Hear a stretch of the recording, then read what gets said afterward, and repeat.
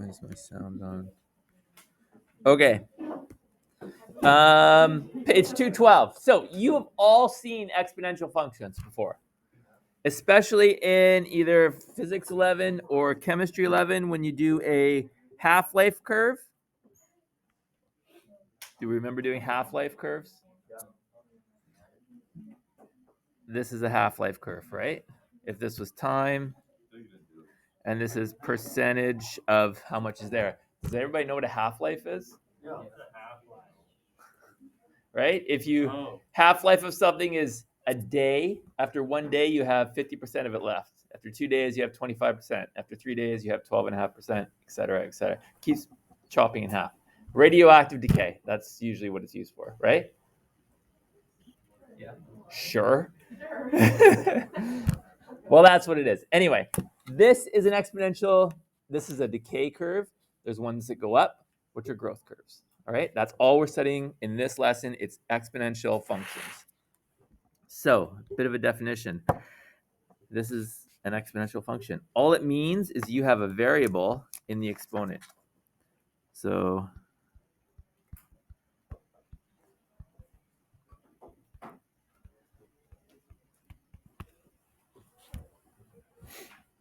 if your variable is in the exponent, it is an exponential function.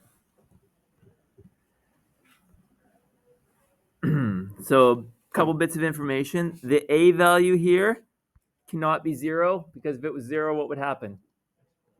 It'd be 0 all the time, right? 0 times anything is 0. And b, your base, must be positive. Okay, the base has to be positive. And b cannot equal 1. What if b was 1? It's just 1 all the time, right? Because 1 to the power of 5 is 1. 1 to the power of 8 is 1. So b has to be positive, and it can't be 1. It can be a fraction, but it can't be 1. If it's it has to be positive because it's a completely different curve. If you have, I'll use negative 2. Negative 2 to the power of 1 is negative 2, right? Negative 2 squared is 4. Negative 2 to the third is negative 8. So what happens is you flip over the axis depending on whether the exponent is even or odd. So that's a totally different function. So we define an exponential. So it wouldn't look like, it wouldn't be a smooth curve like that. It'd be jumping back and forth. All right. So let's fill in this table. Go back to grade 9 when we did tables of values. So we have two curves here. There are two functions. 2 to the power of x and 1/2 to the power of x. So let's do 2 to the power of x first. If I put in, we'll start with 4. If I put in x is equal to 4, so what it means is we're doing 2 to the 4th. What's 2 to the 4th? 16. If I do 2 cubed, 8. 2 squared, 2 to the 1, 2 to the 0.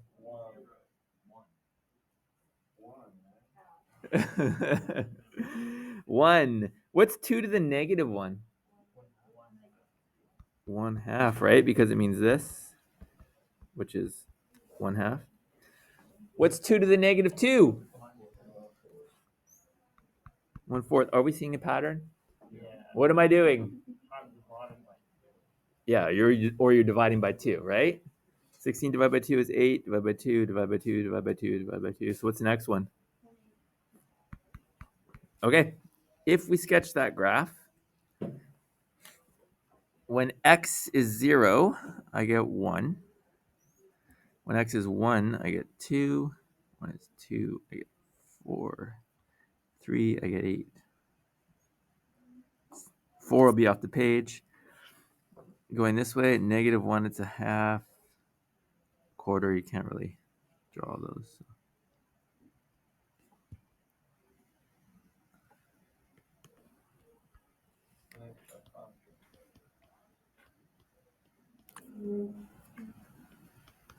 That's the graph of y is equal to 2 to the power of x. This is the key point here. When x is 0, you get 1. All right.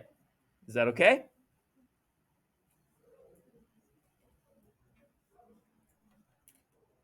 All right. Next one. Now we're doing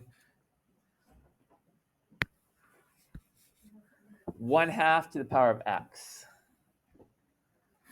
So let's start with -3. If I put -3 into here, what does the negative do to the fraction? Flips it, right? Sorry, +3. And 2 cubed is 8. What if I put in -2?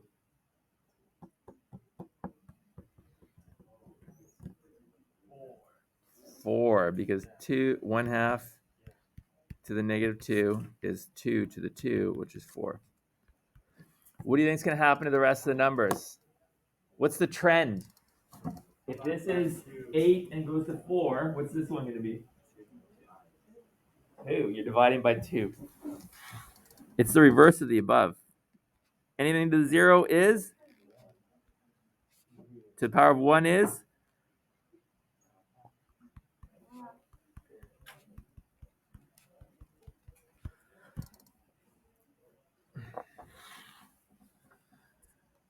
All right, so if we sketch that on the same graph,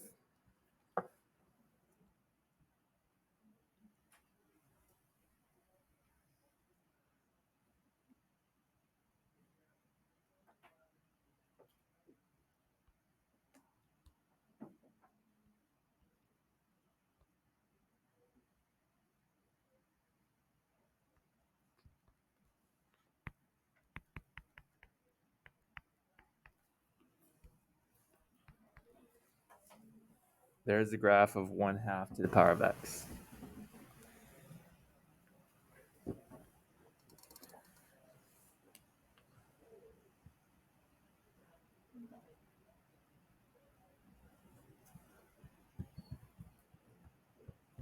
Are we okay? Any questions so far?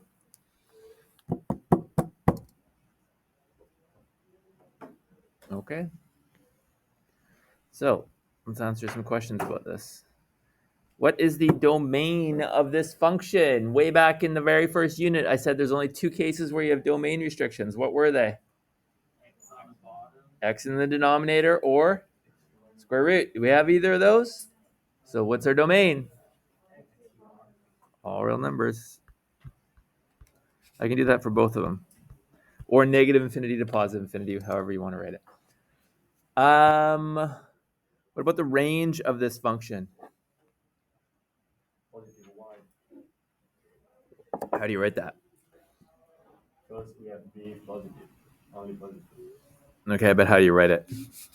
Sorry? How do you write it? Like in terms of math, what would we write? Like 0, infinity. So you can either say y is greater than or equal to 0, or you can say 0 to infinity, like that, right? Because we start, if you look at it, the graph starts, actually, can it be 0? Whoa, I made a mistake. It's divided by 2. Yeah. So it has to be greater than 0, and that has to be a round bracket, right? Because if you look at the graph, is there anything I can put in here that would make this 0? There's nothing. You can't. So it'll always be greater than 0. So that's why it's greater than 0 or round bracket 0 to infinity. The square bracket means it includes the number, right? Okay. So we're not including the 0. So that's why it's a round bracket. We are not including the infinity? Sorry? We are not including the infinity? Infinity's on number, so you always bracket it. Yeah. And this would be the same, so I just put air quotes there. X-intercept of the graph. What is that? We don't have any, right? Because it never hits the line x is equal to, or y is equal to 0. So we write NA. You can write NA. I'm just going to write nope. But you can put NA if you'd like to be more proper. What is the y-intercept of the graph? 1. I'm going to write 0, 1 because technically that is it's a point. So when x is 0, y is 1. And there's only an horizontal asymptote, HA. What is it? X equals 0. Not x equals 0. Y is equal to 0. Right? Because it's a horizontal line. If you look at these graphs, whoa.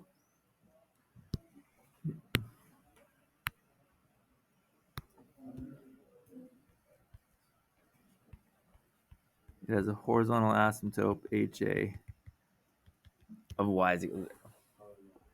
Never hits that line. Okay. Growth and decay. Which one's a growth? Which one's a decay curve? 2x is a growth because it goes up. And 1/2 x is a decay. So in general, growth curves look like that, and decay curves look like that. Because you always read a graph left to right. And the decay is the example of the half-life. Are we okay with that? Okay. Going once, going twice.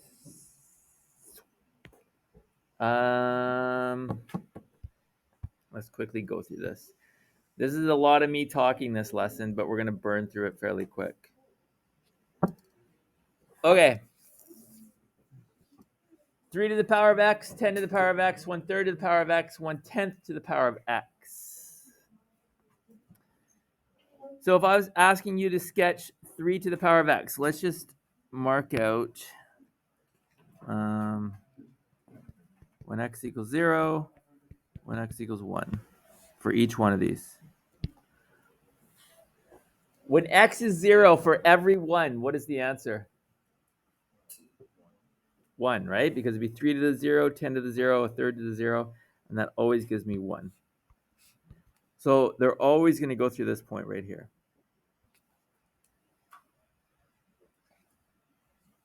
When x is 1, what is the answer for 3 to the power of x? 3, right? If x is 1 for the next one, you're going to get 10, 1/3, 10. Okay. So let's sketch these. 3 to the power of x, when x is 1, I'll just say this is 3, and that's 10. So 1 and 3.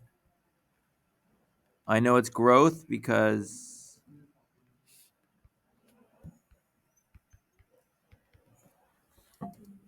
its base is a 3.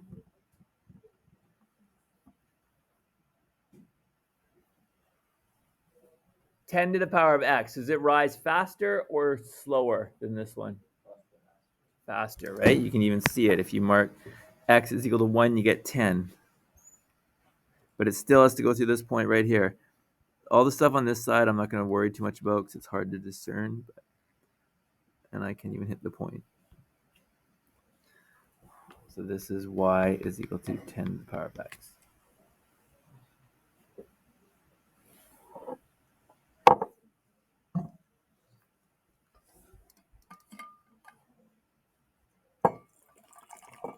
All right, what do you think 1/3 is going to do? Is it rising or falling? Exactly. It's going to be falling, right? Red. When x is 1, we're at 1/3, so it's like, I don't know, guess where 1/3 is. And it has to go through that point, so it has to be coming, whoa.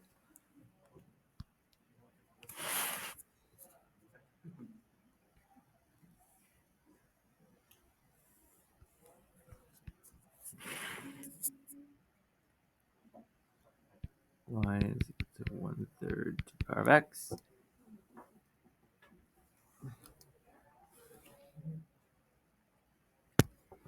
And if we do 1/10, is that going to be to the right or the left of this red line, 1/3? Is it going to be here or is it going to be over here?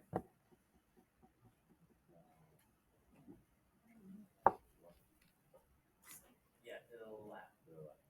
So over here.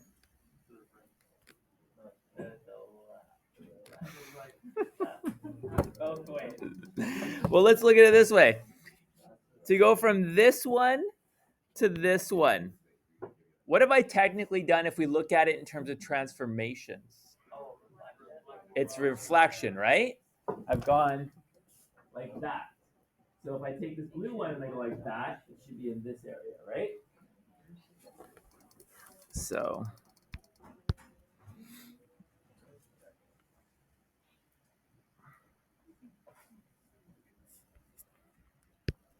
oops.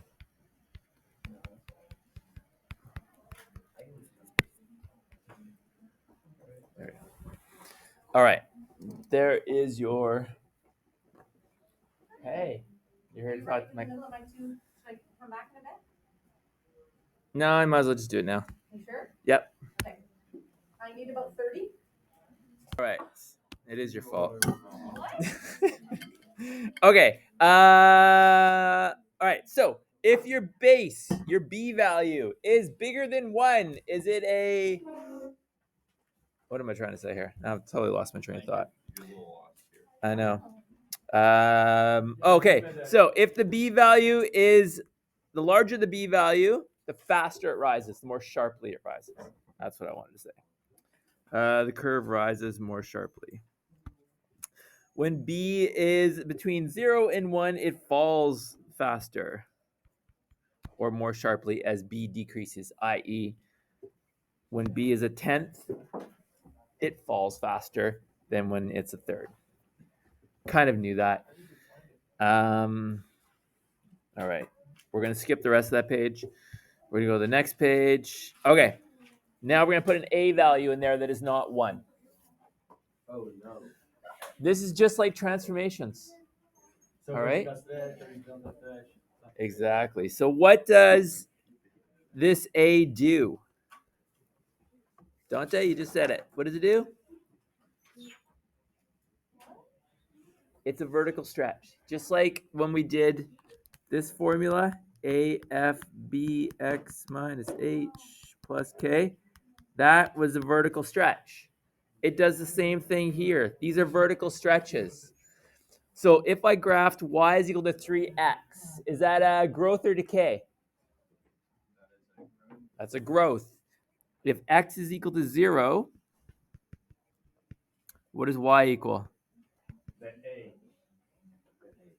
Okay, in this case it's 1, but yes. All right, so this is going to look like this. There's y is equal to 3 to the power of x.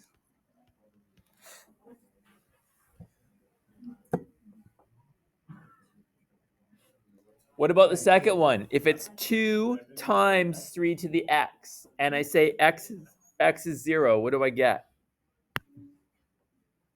Sorry? If I put x is equal to 0 into this equation, what do I get? 2. We get You get 2. Yeah, I know. This is 2 times 3 to the 0. I just asked the class in general. So you get 2, right? 3 to the 0 is 1. So it moves to 2.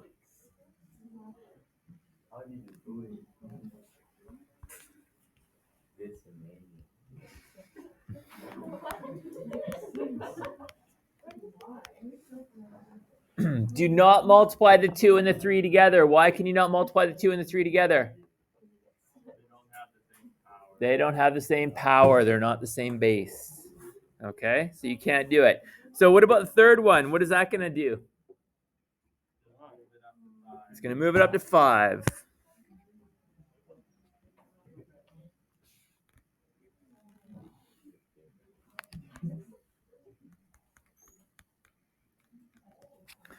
And what about 4? Is that growth or decay? It's still a growth because your base is 3. So it's still a growth, except we've just compressed it. So it's 0.5 here.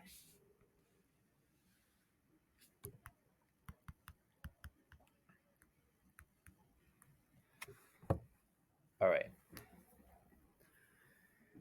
So what does A do? We've already talked about it.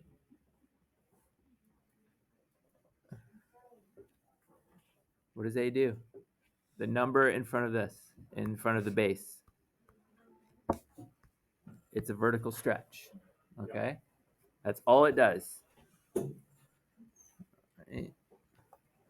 It's a vertical stretch by A. Okay. But we already know it. I know we do.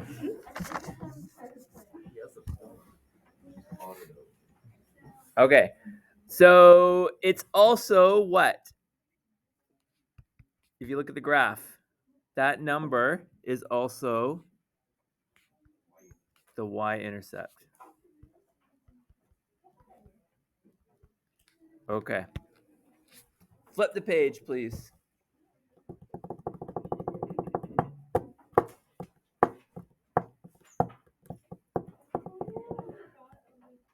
We got 10 minutes to finish this.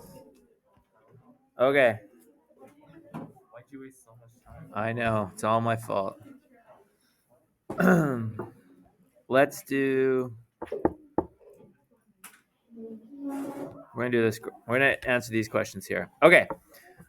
Tell me what we've done. So this is tied to the last unit. It's this stuff.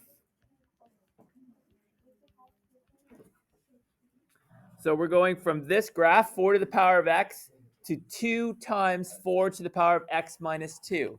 So first of all, what does the 2 do? Vertical stretch. Okay, so a equals 2. Therefore, it's a vertical stretch by 2. What does that 2 do? Yes, that's an h value, right? Because it's tied up with the x. So our h value is equal to 2, which means we went 2 right. If I asked you to sketch this, all I would look for is the y-intercept, okay? So if I said sketch it, what you should do is find the y-intercept. What's the value of x at the y-intercept? So if you put 0 into that function, you get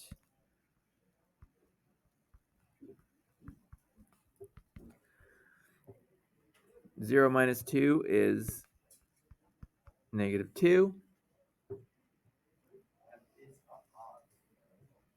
What's 4 to the negative 2? It's 1 over 16. So you get 2 over 8, or 2 over 16, which is 1 over 8.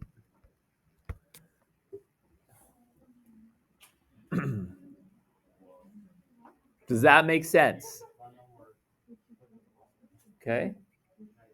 So if I ask you to sketch it, you figure out the y-intercept, and then all I would expect is y-intercept is 1/8.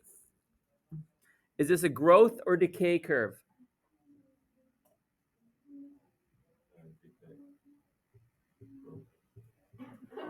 It's one or the other. You can't say both. Growth or decay? Growth. Look at the base. If the base is bigger than 1, it's growth. So you just have to go like that. The one with the exponent is the base. Okay. Next one. We're going from this to this. What's wrong with the way this part is written here? You got to move the 4 over. So I go, okay. So I rewrite it like that.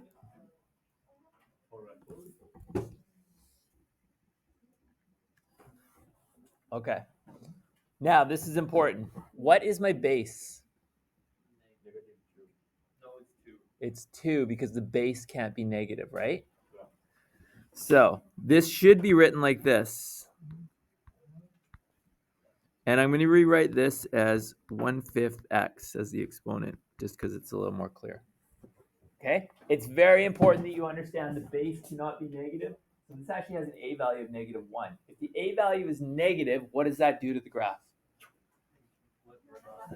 So it's a flip over the x-axis. So I'm going to write this down. So a is equal to negative 1. Therefore, flip over x-axis. What's my b value? 1/5, right? Does everybody see that? It's the number in front of the x, so it's 1/5. What does that mean?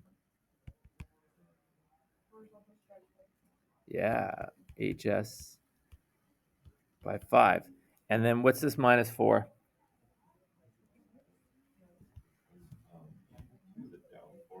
Yeah, because it's your k value.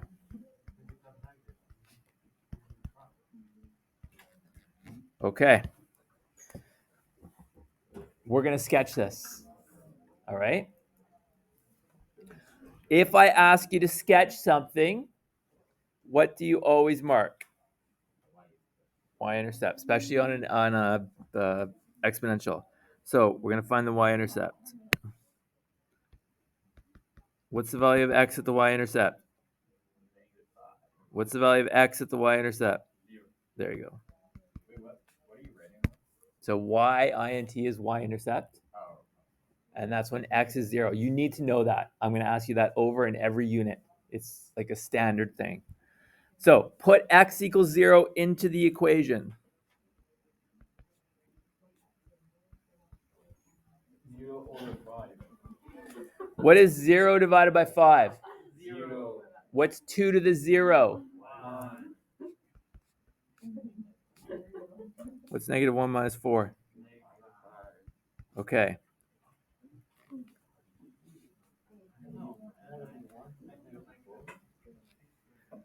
That's your y-intercept.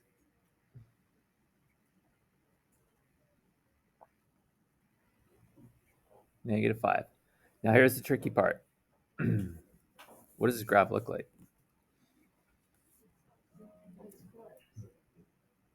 It's going to go from the bottom to the Yeah, so I think everybody's understanding it. So this is a growth curve, right? Because our base is 2. So normally it looks like that. Whoops, it would look like that. But if you reflect it because of this, it goes like that. So it's actually going to go like this. So this graph looks like this. Does that make sense to people? Yep. Okay, here's my question. What's the horizontal asymptote?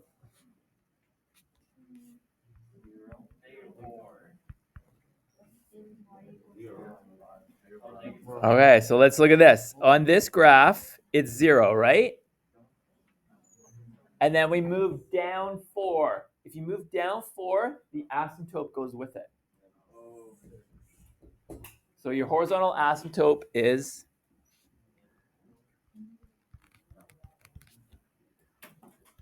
negative 4. That is your horizontal asymptote. I.e., your horizontal asymptote is always your k value. Okay, for an exponential graph. Okay, so if it moves up, if it was plus 5, the horizontal asymptote goes up 5 units. Your horizontal asymptote is your k value. Remember that. Put it on your little cheat sheet thingy-majiggy. Okay? We got 3 minutes. We're going to do it. Next page. We'll just do this one. Can we do this? We can do this. How are these related? 3 to the x and 1/3 to the x. I've already did this sort of. It's a reflection in the y-axis, which means this is your y-axis. It's negative x, right? So this is 1/3 negative x. If you have a negative exponent, what do you do with the fraction? Flip it. That's how they're related. They're just, and you can see it on the graph, right? The reflections. Now it's a positive x because I flipped it, right? If I do a reflection of this in the y-axis, that means this. Because this graph, 1/3 looks like this. There's y is equal to 1/3 x. And 3 to the x looks like that. They're just reflected over the y-axis. That's all they are. That's all that question is really asking you.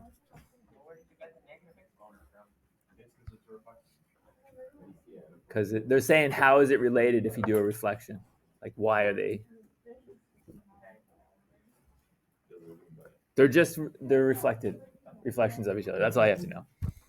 All right, last bit. We got 2 minutes, 3 minutes. Consider the function without using. Okay, we're gonna sketch this.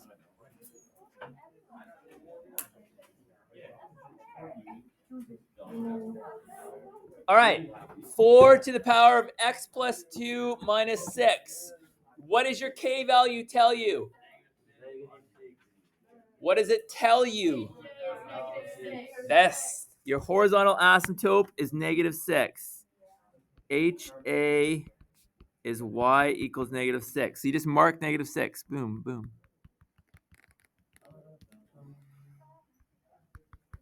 Okay. What should you always find when you're doing an exponential graph? What point? Y-intercept. What's the value of x at the y-intercept? 0. So you just put 0 into this. 4 to the 0 plus 2 minus 6. What's 4 squared? What's 16 minus 6? 10. So our y-intercept is 10. Okay, so there's our point. Then you ask yourself, is this a growth or decay curve? Has it been flipped? No. So you know it has to do that. Well, for you guys, it has to do that, right? Yeah. Has to do that. There's your horizontal asymptote. It has to go through that point. So the only thing the graph can do is this. That's your graph. That's all you have to mark. Give me the horizontal asymptote, which is always your k value, and give me the y-intercept. Domain. What's my domain? Domain is all real numbers, XER. What's the range? What do you notice about the range? What is it number is it tied to? -6. Which is your? K value. Thank you. K value. Yes. All right. Here's what you got to do. Now everyone groan at me. Numero uno. Numero 4. Numero 4. Numero 4. How's that? Numero 5.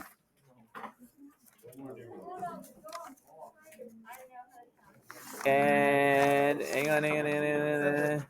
6, 8, 9, 10, 11. You want to do 7?